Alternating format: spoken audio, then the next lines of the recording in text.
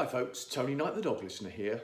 Now, one of my jobs as a dog listener is to get people to understand the true connection between themselves and their dogs. And often, of course, one of the biggest mistakes that people make is that we humanize dogs. We think they understand human emotions, when actually the way around the relationship works is we think like dogs all the time.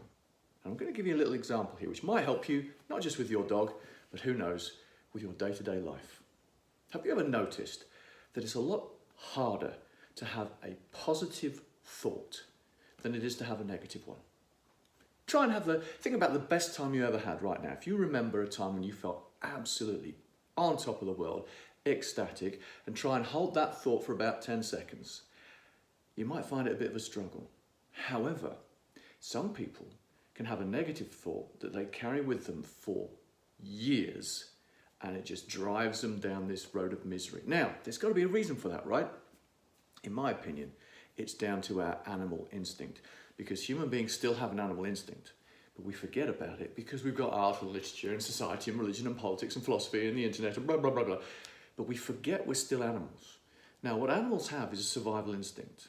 If you can picture antelopes drinking at an oasis in Africa, having a good old drink. If you ever watch them on the TV, all of a sudden one of those antelope will go drink.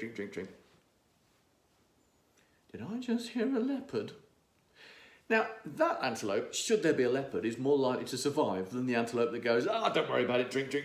They're going to get got by the leopard. So this idea that something's out to get us, which, by the way, explains why people can be very paranoid or have conspiracy theories, because we have this instinct that something's out to get us, and yet we're living, some of us, luckily, in a society where that's no longer a problem, and yet that instinct is still alive and well.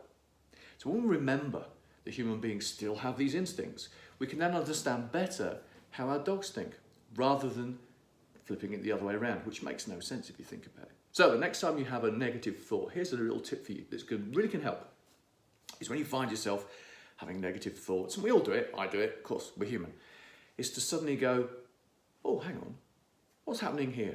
Think about just being distant from it, like you're shining a torch or a flashlight on it, on that thought. What's that thought? What you'll find, which is fascinating, is that thought will immediately go, I wasn't doing anything.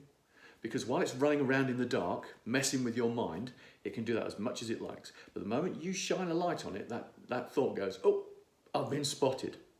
So always try and be conscious when you're having a bit of a bad day and think, why is that happening? Now, try and have a good thought for 10 seconds. Go on, see how easy it is.